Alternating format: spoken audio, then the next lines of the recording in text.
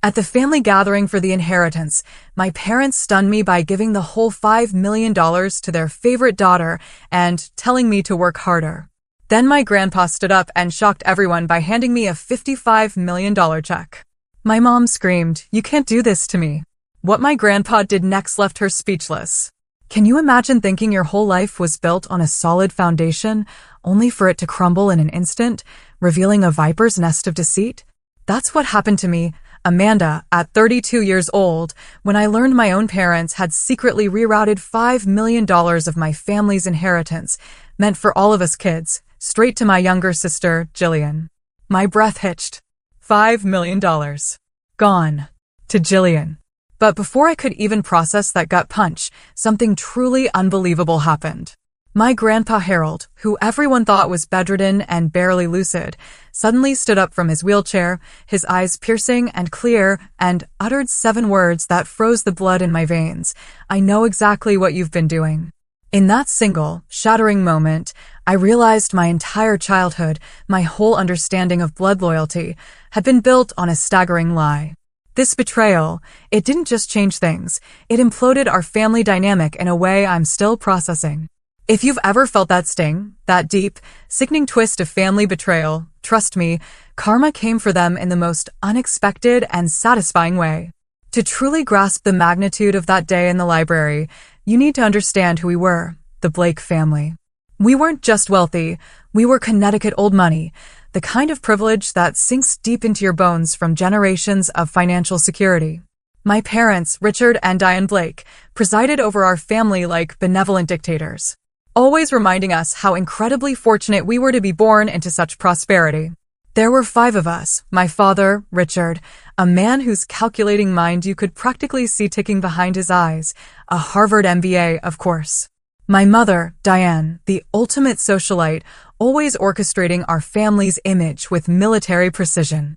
Then my brother, Ethan, for years younger than me, the designated family rebel who wanted nothing to do with real estate. My sister, Jillian, the baby of the family at 25, and then me, Amanda, the eldest at 32. From my earliest memories, Jillian was different, you know? From the moment she was born, it was like a spotlight switched on her. My childhood photos? Simple albums shoved in the attic. Jillian? Professional portraits dominating the main hallway. My birthday parties were always simple gatherings with a few friends. Jillian's? Extravagant affairs with petting zoos and professional entertainers. This pattern, this glaring favoritism, it just continued as we grew older. Jillian has your father's business instinct, my mother would say with a knowing smile, even though Jillian showed zero interest in anything beyond social media and shopping for years. Meanwhile, I was graduating summa cum laude, busting my butt through business courses with the sole hope of joining Blake Real Estate Holdings, the company my grandfather Harold had built from nothing. Grandpa Harold was my refuge. He was the only one who truly saw me. While my parents were out fulfilling their obligations at Ethan's rock band performances or fawning with genuine enthusiasm over Jillian's ballet recitals, Grandpa Harold was my champion. He would sit front row at my debate competitions and business school presentations. He recognized something in me that my parents seemed determined to ignore. "You remind me of myself at your age," he told me once, as we walked the sprawling grounds of Lakeview Manor, our family estate overlooking the Connecticut shoreline. "You've got the hunger to build something, Amanda. Not just inherit it." Grandpa Harold's story was legendary. He started with a single rundown apartment building in the 1960s and gradually expanded to develop luxury properties all across New England. By the time he handed day-to-day operations to my father 15 years ago, Blake Real Estate Holdings was worth over $100 million. I worshipped him. While my father focused on maintaining what was already built, Grandpa Harold had been a true visionary. He taught me that real wealth wasn't just about accumulating, it was about creating value where none existed before. My parents' dismissal of my business ambitions became even more pronounced after I graduated from Morton. Despite my stellar qualifications, my father gave me a minor role managing a small division of rental properties, not the development position I had hoped for. "Property management will be good experience," he'd say, patronizingly, as if I were a child. "Development requires a certain instinct that can't be taught in school." The The pure, raw irony of it all made my blood boil, because Jillian, who had barely scraped by in her business classes at a state university, was immediately given a vice president title and direct access to development projects upon her graduation. The favoritism couldn't have been more obvious if it had been spray-painted on a billboard. Then David came into my life in my late 20s, my now husband. He was this amazing high school English teacher, incredibly grounded, with a passion for literature. He saw through all the Blake family's BS like it was glass. "They're grooming Jillian for something," he observed after our third family dinner together. "And they're deliberately sidelining you, Amanda." I defended my parents initially, of course, making excuses, saying Jillian needed more support, or maybe they saw something in her that I couldn't recognize. But deep down, I knew David was right. The question was, why? Why would my parents so brazenly favor their youngest child when I had done everything perfectly? When David proposed, my parents' reaction was tepid at best. Pathetic, even. My mother arranged a modest engagement dinner at the country club. Nothing like the extravagant affair I knew would have been planned had Jillian gotten engaged to someone from their social circle. "A teacher, really, Amanda," my mother had whispered to my father, loud enough for me to hear. She could have had her pick of the Ashton boy or the Winthrop heir. David and I married anyway, buying a modest colonial home 30 minutes from Lakeview Manor. I continued working for the family business, trying to prove my worth despite the invisible glass ceiling my parents had installed above me. Meanwhile, Jillian flitted from department to department within the company, showered with praise for the most basic accomplishments. My successes? Treated as expected, of course. Ethan, for his part, wanted nothing to do with real estate. He pursued music with a passion that both irritated and relieved our parents. Irritated because it wasn't the path they had envisioned for their son, but relieved because it meant he wasn't competing for control of the family empire. That battle, it seemed, was solely between Jillian and me, though the playing field was far from level. Through it all, Grandpa Harold remained my steadfast champion. He would invite me to lunch regularly, asking pointed questions about the business, nodding approvingly at my observations. As I entered my 30s, I began to hope that perhaps when the time came for the next leadership transition, Grandpa's influence might tip the scales in my favor, despite my parents' obvious preference for Jillian. Little did I know that a far more complex game was being played behind the scenes, one that would eventually expose the rotten core at the center of the Blake family fortune. 2 years before everything exploded, Grandpa Harold started to slip. At first, it was subtle, forgetting names, misplacing his reading glasses, telling the same story twice in one afternoon. Given that he was 84, no one was particularly alarmed. Age catches up with everyone eventually, right? But by the following spring, his decline accelerated dramatically. He moved from his wing of Lakeview Manor into a suite specially outfitted with medical equipment. A full-time nurse was hired, and family visits became scheduled affairs rather than casual drop-ins. Despite my increasingly demanding work schedule, I made time to visit Grandpa Harold at least twice a week. I'd bring fresh flowers for his room and sit beside his bed, updating him on the business, even though my parents insisted he could no longer follow complex conversations. "He finds comfort in your voice," my mother would say dismissively. "But don't bother him with business matters. Dr. Reynolds says stress could worsen his condition."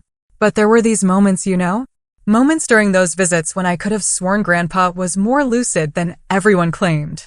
His eyes would just sharpen, like a laser beam, when I mentioned certain properties or deals, and occasionally he would ask surprisingly specific questions before lapsing back into vague pleasantries.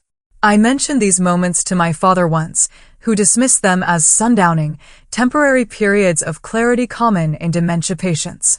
As Grandpa's health apparently worsened, I noticed significant changes in the family business. My father began restructuring departments, moving trusted employees to different positions, and bringing in new executives from outside the company, something the Blakes had rarely done. When I questioned these moves in management meetings, I was told they were preparing for the future and that the changes had Grandpa Harold's blessing. More concerning were the closed-door meetings between my parents and Lawrence Peterson, the family's longtime attorney. 3 times I arrived at Lakeview Manor to visit Grandpa only to find Peterson leaving the study with folders of documents. When I asked my mother about these meetings, She vaguely mentioned estate planning and ensuring a smooth transition. Around this time, Jillian, suddenly, like a switch flipped, developed this intense interest in the family business. After years of treating her VP title as little more than an excuse for a corner office and a company credit card, she began attending every meeting, taking notes, and spending time with the financial officers. The transformation was jarring, a total 180. "I've realized how important Grandpa's legacy is," she told me over lunch one day, her voice thick with false sincerity. "Dad's been mentoring me privately. He says I have a natural talent for the big picture stuff." I tried discussing my concerns with Ethan during one of his rare visits home from Los Angeles, where he was trying to get his band signed to a major label. "Something feels off about all of this," I said, as we shared a bottle of wine on the terrace of my home. "Dad's making major company changes without proper consultation. Jillian's suddenly acting like she's in waiting, and they're limiting access to Grandpa Harold." Ethan just shrugged, twirling his wine glass. "You're being paranoid, Mandy. Dad's always been a control freak, and Jillian's just trying to impress them as usual. As for Grandpa, he's old and sick. It sucks, but it's not some conspiracy." But my suspicions continued to grow, especially after I accidentally discovered documents in my father's office while searching for quarterly reports. I hadn't meant to snoop, I swear. But then I saw it, a folder, sitting wide open on his desk, screaming succession planning, confidential. And inside? Drafts of documents, directly transferring massive assets from Grandpa Harold's personal holdings straight to Jillian. Bypassing Ethan. Bypassing me. When my father found me looking at the documents, his face flushed with anger. "Those are private family matters, Amanda," he snapped, snatching the folder from my hands. "Private family matters that apparently don't include me," I countered, my voice shakier than I intended. "Your grandfather and I have made decisions based on what's best for the company's future," he said coldly. "Not everyone has the right temperament for wealth management." The conversation ended there, but the tension between us grew in the following months. I began documenting everything I observed: changes in company structure, unusual financial movements, the timing of my parents' meetings with Peterson. David thought I was becoming obsessive, but something deep in my gut told me that what was happening wasn't right. The last Christmas before the will reading was particularly strange. We gathered at Lakeview Manor as always, with Grandpa Harold brought downstairs for the traditional gift exchange. He seemed particularly foggy that evening, barely recognizing Ethan and calling Jillian by my name several times. Yet, when everyone else was occupied with dessert, I could have sworn I saw him watching my father with an expression that looked nothing like confusion. It looked like calculation. As we were leaving that night, Jillian pulled me aside, all fake sisterly affection. "You should really start thinking about your future beyond Blake Holdings," she said, squeezing my arm. "You and David could move anywhere with your business degree. Haven't you ever wanted to try something completely different?" The warning couldn't have been clearer if she'd spelled it out. They were planning to push me out, and they wanted me to go quietly. Little did they know that the reading of Grandpa Harold's will would upend all their careful plans in ways none of us could have imagined. The day of Grandpa Harold's will reading dawned bright and clear, the kind of crisp autumn morning that normally would have lifted my spirits. David squeezed my hand reassuringly as we drove through the ornate gates of Lakeview Manor. Neither of us spoke the fear aloud that today would officially mark my exclusion from the family business and, possibly, from the family fortune altogether. "Whatever happens," David said as we parked beside my father's Bentley, "we have each other, and we have a good life regardless of what your parents decide." The Grand Library of Lakeview Manor had always been my favorite room in the house. 2 stories of leather-bound books, a massive stone fireplace, and floor-to-ceiling windows overlooking the lake created an atmosphere of timeless elegance. Today, however, the room felt like a pressure cooker. My father stood by the fireplace, looking imperial in a tailored charcoal suit. My mother perched on a leather-winged back chair, her blonde hair perfectly coiffed, her expression appropriately somber. Jillian sat nearby, dressed in an expensive black dress that seemed calculated to suggest mourning, despite the fact that Grandpa Harold was very much alive, if unwell. Grandpa himself was there, which surprised me. Wheeled in by his nurse, he sat slumped in a specialized wheelchair, a plaid blanket across his knees, despite the warmth of the room. His once commanding presence had diminished so drastically that it made my heart ache. He barely seemed to register the significance of the gathering. Ethan arrived last, looking uncomfortable in a suit that didn't quite fit his musician's frame. He gave me a quick hug before taking a seat as far from our parents as the seating arrangement allowed. Lawrence Peterson cleared his throat and adjusted his wire-rimmed glasses. Thank you all for gathering today. As you know, Harold has decided, given his health situation, to execute certain aspects of his estate plan now rather than waiting. He believes this will ensure a smoother transition and allow him to see his wishes fulfilled during his lifetime. Peterson began reading through standard legal provisions, executive appointments, tax considerations, charitable bequests to Harold's favorite organizations. I listened intently, waiting for the details that would impact the family business. Regarding Blake Real Estate Holdings, Peterson continued, Harold has already transferred operational control to Richard, as you all know. However, ownership shares were to be distributed upon Harold's passing according to the following percentages: 40% to Richard, 20% to Amanda, 20% to Ethan, and 20% to Jillian. My heart lifted slightly at the word were. At least Grandpa had initially intended for US to share equally in the business.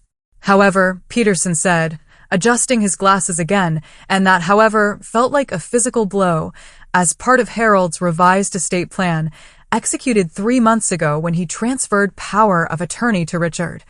A significant distribution has already taken place. Peterson lifted a document from his portfolio. Harold has gifted Jillian Blake $5 million in liquid assets and real estate holdings, including the Westbrook development, the Sheffield apartment complex, and the Newport vacation property. The room started to spin slightly. Those weren't just assets. Those were the exact properties I had been managing for the past 5 years. Properties that were supposed to be divided among all the grandchildren. And the Westbrook development wasn't even completed yet. It was the project I had poured my heart into, researching environmental impact, working with local officials, and designing a mixed-use community that would provide both luxury and affordable housing. These assets, Peterson continued, have been removed from the estate distribution and are now solely owned by Jillian Blake. That's not possible, I said, my voice sounding distant to my own ears. Those properties were specifically mentioned in Grandpa's original estate plan as being divided among all of us.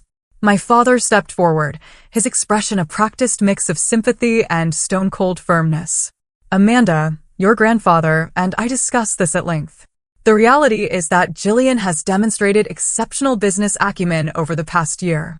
Furthermore, with you and David both having established careers, and Ethan pursuing his music, Jillian simply has greater financial needs at this stage. Greater financial needs? Ethan repeated incredulously, finally engaging with the proceedings. She lives in a company-paid penthouse and has never worked a day in her life outside the cushy job you gave her. Jillian's face flushed with anger. That's not fair. I've been working closely with Dad on major projects. Just because I don't broadcast every little accomplishment like Amanda doesn't mean I haven't earned this. Earned? I couldn't help but laugh, though there was no humor in it. It was a bitter, hollow sound. Jillian, you couldn't even explain how a cap rate works last year, and suddenly you've earned $5 million in assets? My mother intervened, her voice carrying that warning tone I'd heard throughout childhood. Amanda, this is exactly the kind of reaction that concerned your grandfather. This competitiveness, this inability to be happy for your sister's success. Success? I stood up, blood pounding in my ears. What success? What has she actually accomplished besides being your favorite? Peterson awkwardly shuffled his papers. Perhaps we should take a brief recess. No, I interrupted, moving toward his desk. I want to see the transfer documents now. After a moment's hesitation and a nod from my father, Peterson handed me the paperwork. There it was, in black and white.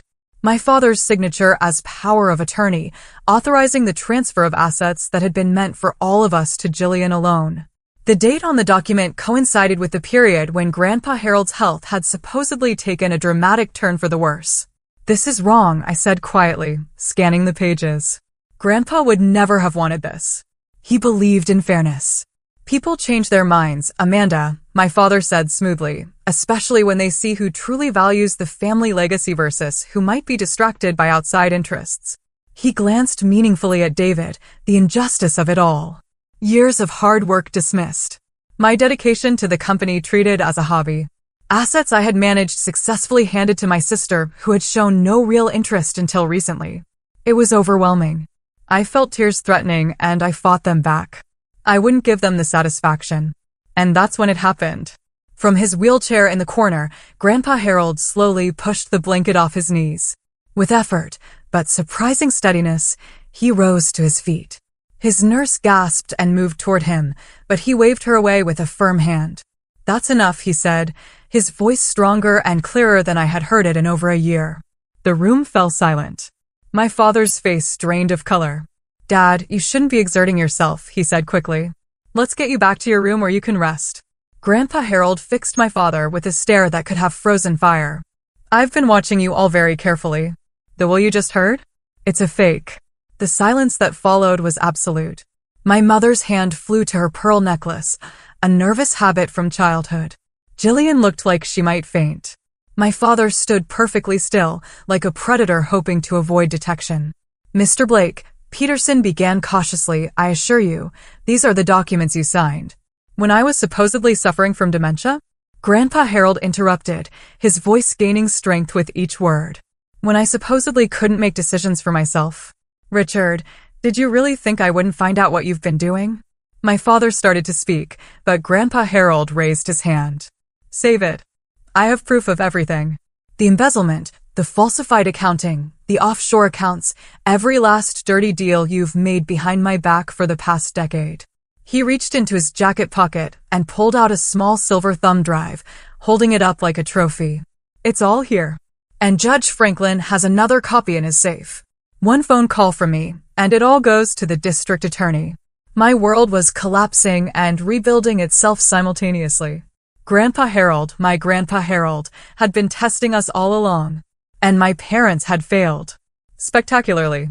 The library erupted into chaos. My mother began sobbing dramatically while my father attempted to approach Grandpa Harold, only to be stopped by a look so fierce it halted him mid-stride. Jillian sat frozen, her perfectly made-up face a mask of shock. Ethan moved to stand beside me, our shoulders touching in a silent show of solidarity that we hadn't shared since childhood. "Everyone sit down," Grandpa Harold commanded, and remarkably, everyone obeyed. Even my father, the man who had been running our family and business with an iron fist, sank into the nearest chair like a scolded child. "I'll start from the beginning," Grandpa said, moving with surprising agility to take the seat at the head of the long library table, his traditional place during family meetings. 14 months ago, I began noticing irregularities in the quarterly financial reports. Properties that should have been generating substantial income were showing minimal returns. Development costs for new projects were inexplicably inflated. Money was moving through our accounts in patterns that made no sense for legitimate business. He looked directly at my father. "At first, I thought you were simply making poor decisions. But Thomas Franklin, you remember my old friend who became a judge, he suggested something more concerning might be happening." My father's face had gone from pale to ashen. Judge Franklin had been Grandpa's friend for over 50 years and was known for his expertise in financial crimes. "Thomas put me in touch with a forensic accountant and a private investigator," Grandpa continued. "What they uncovered was far worse than I imagined. Richard, you've been systematically draining assets from Blake Holdings for at least 8 years. Millions siphoned into shell companies and offshore accounts under various aliases." My mother found her voice, though it shook with emotion or calculation. It was impossible to tell which. "Harold, you're confused. Richard has grown the company's official value. The annual reports clearly show." "The annual reports show what Richard wanted them to show," Grandpa cut her off. "The real numbers tell a different story. We should be worth nearly twice what we are on paper." He turned to Peterson, who looked profoundly uncomfortable. "Lawrence, I'm disappointed in you. You had to have suspected something wasn't right with those documents I supposedly signed." Peterson swallowed hard. "Mr. Blake, I was assured you were having lucid periods when major decisions were made. Given your medical reports, medical reports that were exaggerated by specialists who mysteriously received large donations to their research foundations from anonymous sources. Grandpa raised an eyebrow. Those medical reports. My mind was racing, connecting dots that had been floating disconnected for years. The restricted access to Grandpa, the new doctors, the sudden changes in company structure. You've been pretending all this time? I asked, still struggling to reconcile the sharp, strategic man before me with the foggy, confused grandfather I'd been visiting. Grandpa's expression softened as he looked at me. Not entirely pretending, Amanda. I am 84. I do have some cognitive challenges, but nothing like what they've led everyone to believe. He smiled slightly. I've been careful to appear more impaired when certain people were watching. He turned back to my father. I needed to know how far you would go. Would you stop at cooking the books, or would you try to manipulate my final wishes, too? So, I created the perfect test. I pretended to decline more rapidly. I allowed you to think you had control. My father finally spoke, his businessman's composure partially restored. Dad, this is ridiculous. I've made some aggressive tax maneuvers, certainly, but nothing illegal. As for the will, you and I discussed the changes. You agreed. Jillian showed promise. Richard, stop. Grandpa's voice was quiet, but cut like a knife. The game is over. My investigator has documented transfers totaling $27 million to accounts that ultimately trace back to you and Diane, not to the company, not to family trusts, to your personal control. He nodded to his nurse, who left the room briefly and returned with a distinguished older man I didn't recognize. This is Michael Donovan, former FBI financial crime specialist. He's been building the case for nearly a year. Donovan nodded professionally. We have transaction records, communication logs, and testimony from 3 former employees who were pressured to falsify documents. The evidence is conclusive. The room temperature seemed to drop 10 degrees. This wasn't just family drama anymore. This was potentially criminal. Jillian suddenly burst into tears. Not the calculated, delicate tears she typically deployed when things weren't going her way, but ugly, gasping sobs. I didn't know, she cried, mascara streaming down her face. I mean, I knew something wasn't right with some of the paperwork Dad had me sign, but he said it was just tax optimization. Grandpa Harold regarded her coolly. You knew enough, Jillian. Those tax forms you signed authorized the transfer of assets out of the country. Your signature is on documents creating shell companies in the Caymans. She was just doing what I told her. My father interjected sharply. Leave her out of this. Like you left Amanda out? Grandpa countered. The only person who actually showed genuine business acumen and ethical judgment. The one you deliberately sidelined because she might have noticed what you were doing. Hearing this validation from Grandpa, confirmation that I hadn't imagined the years of being overlooked and undermined, released something tight in my chest. David reached for my hand under the table. The will you heard today is completely fabricated, Grandpa continued. My actual estate plan is quite different, and it remains unchanged from what I decided 5 years ago. He nodded to Donovan, who produced another folder of documents. Blake Holdings will be placed in a family trust, Grandpa explained. Amanda will serve as primary trustee with Ethan as secondary trustee. Operational decisions will require approval from both trustees. Richard and Diane, you are removed from all leadership positions effective immediately. My parents stared in stunned silence. My father's calculating mind was visibly racing, looking for an angle, an escape route. You can't do this, he finally said. You legally transferred power of attorney to me. These new documents won't stand up in court. Power of attorney obtained through fraud and misrepresentation of my mental capacity. Grandpa smiled thinly. Judge Franklin has already reviewed the evidence. The medical assessment I underwent last week without your knowledge confirms I am fully competent to make these decisions. He turned to me and Ethan. There's one more thing you should know, and it may be the hardest truth of all. He took a deep breath. Richard is not my biological son. The silence that followed Grandpa Harold's announcement was deafening. My father sat completely still, his face unreadable. My mother looked away, studying her manicured nails as if they held the secrets of the universe. What are you talking about? Ethan finally asked, his voice unusually quiet. Grandpa Harold's expression held decades of contained pain. Your grandmother, Eleanor, and I had been married for 3 years without conceiving a child. We were going through testing to determine the cause when she suddenly announced she was pregnant. I was overjoyed, never questioning the timing. He paused, his gaze distant with memory. It was only after Eleanor died of cancer, when Richard was 17, that I found her journals. She had had a brief affair with my business partner, Charles Whitmore. Richard was the result. My father's jaw tightened, but he remained silent. I made the decision to keep this knowledge to myself, Grandpa continued. Richard had already lost his mother. I couldn't bear to tell him I wasn't his biological father, especially since I had raised him and loved him as my own from the moment he was born. If you loved him so much, my mother interjected sharply, why reveal this painful secret now, in front of everyone? Grandpa's eyes hardened. Because Richard has used preserving the Blake family legacy as justification for every manipulative, underhanded action he's taken. He's wielded the Blake name like a weapon against his own children, favoring one over the others based on who he could more easily control. He looked directly at my father. But the truth is, you've never understood what the Blake legacy truly means because you've never had to build anything yourself. My father finally spoke, his voice deadly calm. So, this is your revenge? Announcing that I'm a bastard and cutting me out of the company I've run for 15 years. This isn't revenge, Richard. It's accountability, Grandpa replied. And I'm not cutting you out entirely. You and Diane will retain 15% ownership in the trust, providing income, but no management authority. The company will be led by Amanda and Ethan, with my guidance for as long as I'm able to provide it. And Jillian? My mother asked pointedly. Jillian will retain 10% ownership and her current role for a probationary period. Her future in the company will depend on her choices moving forward.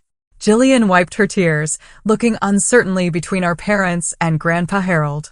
This is preposterous, my father declared, standing abruptly. I'll contest this in court. I'll expose your mental decline. Please do, Grandpa interrupted calmly. And I'll ensure the district attorney receives the complete file on your financial crimes. How do you think the Westbrook investors will react when they learn their money was partially diverted to your personal accounts in Grand Cayman? The threat hung in the air, its implications unmistakable. My father, for perhaps the first time in his adult life, had no countermove. We're going home to discuss our options, my mother announced, gathering her purse with trembling hands. Jillian, come with us. Jillian hesitated, looking between our parents and Grandpa Harold. Jillian, my mother repeated sharply. After a moment's hesitation, Jillian followed our parents from the room. The heavy library door closed behind them with a sound like the period at the end of a complicated sentence. The dinner that evening was possibly the most excruciating experience of my life. Grandpa Harold had insisted we all stay at Lakeview Manor to begin the transition process, as he called it. My parents and Jillian arrived last to the dining room, having apparently spent the afternoon in intense private discussion. The massive oak table that could seat 24 comfortably now felt both too large for our small group and too confining to contain the tension radiating between us. We ate in near silence, the only sounds the clink of silverware against fine china and the occasional whispered direction to pass the salt or wine. Ethan kept shooting me questioning glances across the table, clearly as uncomfortable as I was. After the main course had been cleared, Grandpa Harold spoke. Tomorrow morning, we'll meet with the board to announce the leadership changes. Amanda, I'd like you to prepare a brief statement about your vision for the company moving forward. My father's knife clattered against his dessert plate. This is still precipitous, Dad. The board has worked with me for years. They won't simply accept Amanda stepping in without question. They will, Grandpa replied evenly, when they understand the alternative is a public scandal and potential criminal charges. Most of them have their own investments tied up in Blake Holdings. They'll choose stability and discretion. Later that evening, Ethan found me in the garden gazebo where I'd retreated to call David and process the day's revelations. He sat beside me on the cushioned bench, looking up at the stars visible through the gazebo's glass ceiling. So, he said after a moment, apparently, we're business partners now. I laughed, a real, genuine laugh that felt alien after the day's events. Apparently. I know nothing about real estate development, he admitted. You know more than you think, and you have good instincts about people, which is half the battle. I turned to look at him. Are you okay with all of this? You've always been clear about wanting your own path. Ethan was quiet for a moment. I think I'm actually relieved. Music will always be my passion, but I've been struggling in LA. Too many talented people, not enough opportunities, he shrugged. Maybe this is the universe telling me it's time for a different approach. I can still make music while helping with the family business. Co-trustees, huh? Grandpa was smart to structure it that way. Neither of us can make major decisions alone. Checks and balances, Ethan agreed. Something our parents never allowed. The following morning, Grandpa Harold invited me to his private study, a room I hadn't been permitted to enter for months. Unlike the imposing library, this space was intimate and personal, with worn leather chairs and walls lined with family photographs rather than leather-bound legal tomes. He unlocked an antique cabinet and removed a weathered photo album I'd never seen before. As we sat together on his small sofa, he began showing me images from the early days of Blake Holdings, construction sites, ribbon-cutting ceremonies, handshake deals captured in fading color. Your grandmother Eleanor was my heart, he said softly, pointing to a beautiful woman with a warm smile standing beside him in front of their first major development. When I discovered her affair after her death, it nearly destroyed me. Not just the betrayal, but the fact that she'd taken the truth to her grave. Is that why you and Dad always seemed strained? Even before the financial issues? I asked. Grandpa nodded slowly. I tried not to let it affect how I treated him, but perhaps some part of me was always looking for Eleanor's betrayal in Richard's face. And Richard, he always sensed something was missing between us, though he never knew why. He turned the page to reveal photos of my father as a young man, graduating from college, joining the family business. I should have told him the truth when he was old enough to understand. Secrets like this poison families across generations. Like the secret that my parents have been embezzling from the company? I asked, unable to keep the bitterness from my voice. Yes, Grandpa acknowledged. Though I suspect that particular crime has a simpler motivation. Your father has expensive tastes, and your mother's family lost their money 2 generations ago. Her social status has always depended entirely on the Blake fortune. He closed the album gently. But there's something else you need to understand, Amanda. Richard isn't biologically a Blake, but he is my son in every way that matters. I raised him, taught him, loved him. His actions are his own responsibility. But the distance between us, that's partially my failure. The complexity of family relationships had never felt more profound. Grandpa Harold had kept a devastating secret for decades out of love. Yet that very secret had created an emotional gulf that perhaps drove my father to his own deceptions. What happens now? I asked quietly. Now we rebuild, Grandpa replied. The company, yes, but more importantly, the family, or at least the parts that can be salvaged. Before I could respond, there was a sharp knock at the study door. Ethan entered, his expression troubled. You need to come downstairs, he said urgently. Dad's gone through Grandpa's office. He's destroying documents. The weeks following what our family would come to call the revelation were some of the most challenging of my life. My parents declared all-out war, both legal and emotional.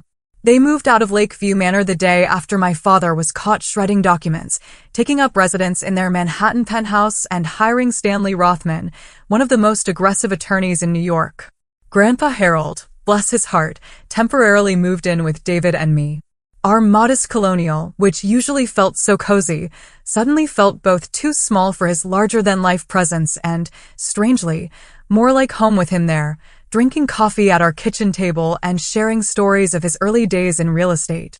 The first salvo in my parents' legal offensive was a petition challenging Grandpa's mental competence. Despite the independent medical assessment confirming his capacity, they submitted affidavits from the specialists they had previously engaged, all suggesting that Grandpa Harold suffered from significant cognitive decline with occasional periods of lucidity. Judge Franklin, true to his friendship with Grandpa, ensured the case was assigned to Judge Rebecca Martinez, known for her no-nonsense approach to family disputes. She ordered a comprehensive evaluation by a court-appointed geriatric psychiatrist who ultimately confirmed what we already knew. Grandpa Harold had some age-related memory issues, but was fundamentally sound in his decision-making capacity. With the competency challenge defeated, my parents shifted tactics. Rothman filed for an emergency injunction to prevent any changes to the company leadership structure, claiming that my father had been operating under a valid power of attorney and that the sudden reorganization would cause irreparable harm to the business interests of Blake Holdings. Meanwhile, Jillian launched what could only be described as a social media smear campaign. Carefully worded posts about elder abuse and manipulative relatives taking advantage of my beloved grandfather began appearing on her Instagram and Facebook accounts, though she never named me directly. The implications were clear to anyone who knew our family. Can you believe this? I asked David one evening, showing him Jillian's latest post, a throwback photo of her and Grandpa with the caption, "Some people will do anything for money and power, even turning family members against each other. Heartbroken, but staying strong for you, Grandpa." David set aside the essays he was grading and read the post, his expression darkening. "She's playing the victim while your parents were the ones stealing millions." The irony is almost impressive. The toll on our marriage was subtle but real. David had always been my rock, but the constant stress of legal proceedings, emergency business meetings, and family drama was testing both our patience in ways I never thought possible. Late nights poring over company financial records meant less time together. The emotional weight I carried home each day created a heaviness that was difficult to escape, even in our most intimate moments. "I'm sorry," I whispered one night after snapping at him over something trivial, a forgotten grocery item, if I recall correctly. "I don't mean to bring all this home with me." "Hey," he said, pulling me into his arms. "For better or worse, remember? This is the worst part. We'll get through it." Ethan surprised everyone with how quickly he adapted to his new role in the company. While I focused on operations and development, he took over investor relations and marketing, areas where his natural charisma and creativity proved unexpectedly valuable. He moved back from Los Angeles, taking an apartment near the office and throwing himself into learning the business with an enthusiasm I'd never seen him direct toward anything except music. "It turns out I'm pretty good at this corporate stuff," he told me over lunch in the company cafeteria about a month after the revelation. Who knew? Explaining complex real estate investments to nervous investors wasn't that different from convincing club owners to book an unknown band. His support became even more crucial when the court hearings began in earnest. The preliminary injunction had been denied, but my parents' attorney had filed a more substantial lawsuit challenging the new trust arrangement on multiple grounds. Each hearing meant more family secrets exposed in the sterile environment of the courthouse, with court reporters dispassionately transcribing every painful detail. The wider community's reaction to the unfolding Blake family drama was mixed.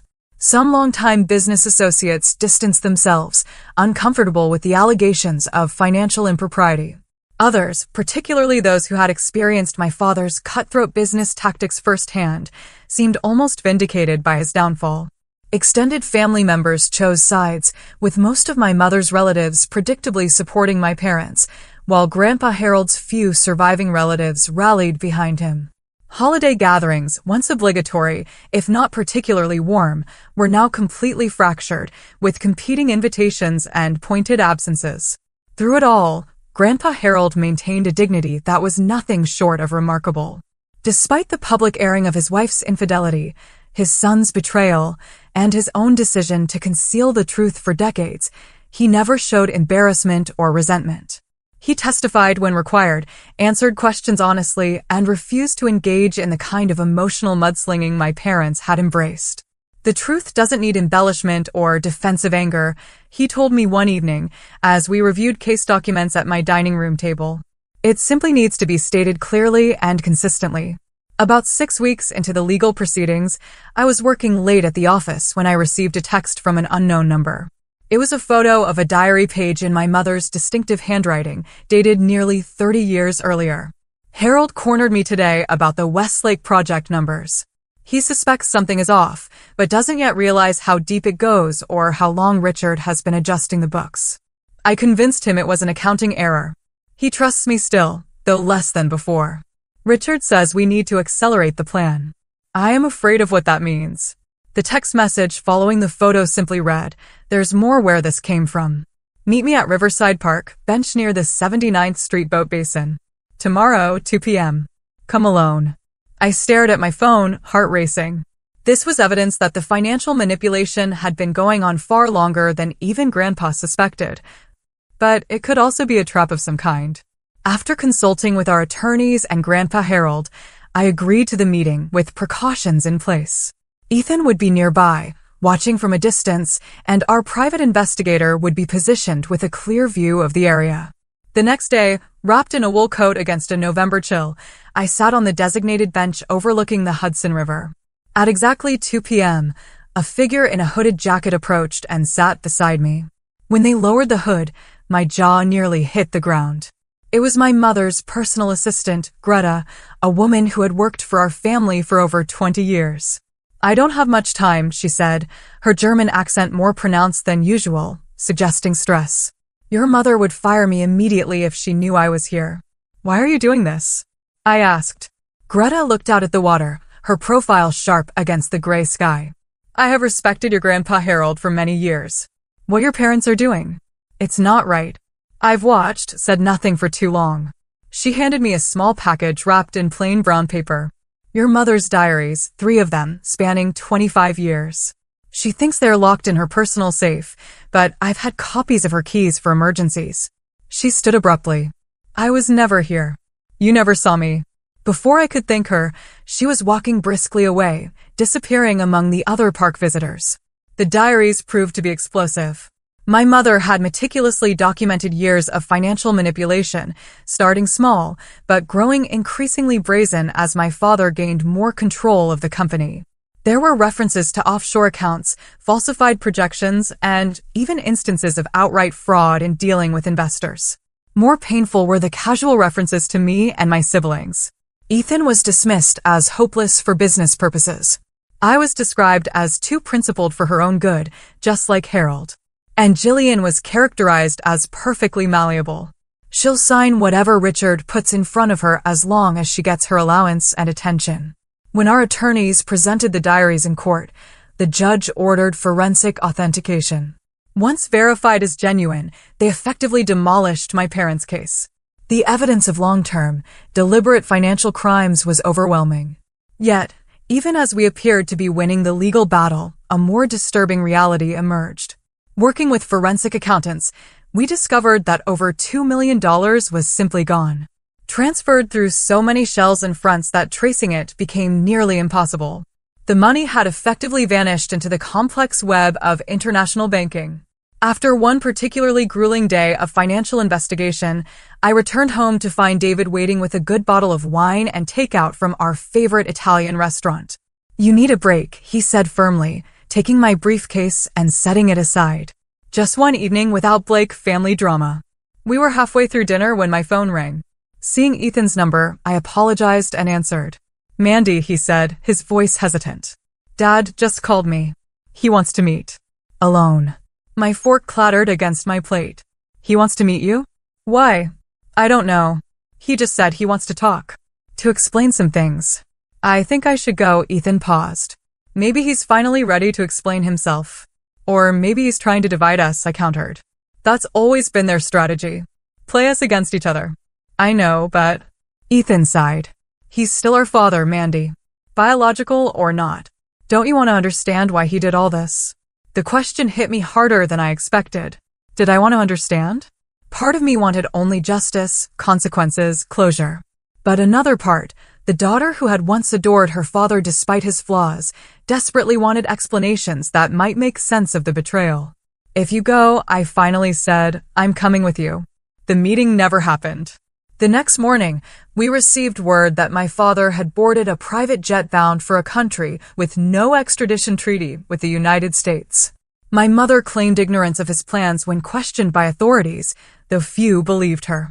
The official investigation into Blake Holdings' finances was now moving from civil to criminal territory, with the FBI taking a direct interest in the case. In the midst of all that chaos, a small miracle occurred. Amid a routine doctor's appointment, I discovered I was 8 weeks pregnant. David and I had been trying for nearly a year, and the timing seemed both terrible and, somehow, absolutely perfect. New life, emerging from the ashes of our family's destruction. When I told Grandpa Harold the news, his eyes filled with tears, the first I'd seen since the whole ordeal began. "Life goes on," he said simply, placing his weathered hand over mine. "That's the beauty of it. 1 year after the day Grandpa Harold stood up in the library and changed everything, we gathered again at Lakeview Manor, not for a reading or legal proceeding, but for a different kind of family meeting. The grand house felt different now. We'd removed some of the more ostentatious artwork my mother had favored and opened up rooms that had long been closed off, letting light into spaces that had been shadowed for years. My father remained abroad, reportedly living in a villa in a country known for harboring wealthy fugitives. The FBI had frozen many of his known assets, but we all suspected he had planned his escape carefully, with resources hidden where they couldn't be easily traced. My mother had negotiated a settlement with prosecutors, agreeing to cooperate in exchange for avoiding jail time. She now lived in a modest apartment in Boston, all pretense of social prominence utterly abandoned. The most surprising transformation had been Jillian's. After initially siding with our parents, she had experienced what appeared to be a genuine crisis of conscience. When federal investigators showed her the actual documents she had signed, papers that implicated her in potential felonies, the reality of her situation finally penetrated the protective bubble our parents had created around her. I didn't understand what I was doing, she told me tearfully during a difficult conversation 6 months earlier. Dad always said it was just aggressive tax planning, that everyone in our position did the same things.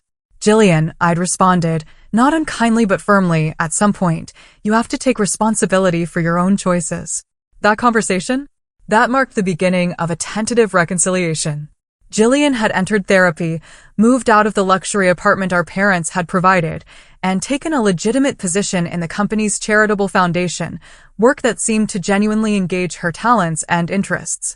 Now, as we sat around the dining table, Grandpa Harold at the head, with Ethan, Jillian, David, and me arranged around him, there was a sense of cautious optimism that would have been unimaginable a year earlier.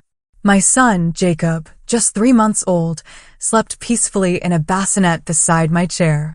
His presence, a constant reminder of life's continuity despite upheaval. I've asked you all here because I've made a decision about Lakeview Manor, Grandpa Harold announced once we had finished our meal. I'm selling it. The statement, delivered without preamble, stunned us all into silence. But this is the family home, Jillian protested. It's been in the Blake family for 3 generations. Exactly, Grandpa nodded. And it carries the weight of 3 generations of secrets, lies, and unhappiness. This house shaped all of us, and not always for the better. He looked around the table, his gaze lingering on each of us. The Blake legacy isn't this house or even the company. It's what we build together moving forward. And I think we need fresh ground to build on. Over dessert, he unveiled architectural plans for 3 adjacent properties on a beautiful piece of land overlooking the same lake, but from the opposite shore. 3 homes. 1 for Grandpa Harold, 1 for David and me, and our growing family, and 1 for Ethan, who had recently become engaged to a brilliant environmental lawyer he'd met through the company's sustainable development initiatives. What about me? Jillian asked quietly when she noticed there were only 3 homes planned.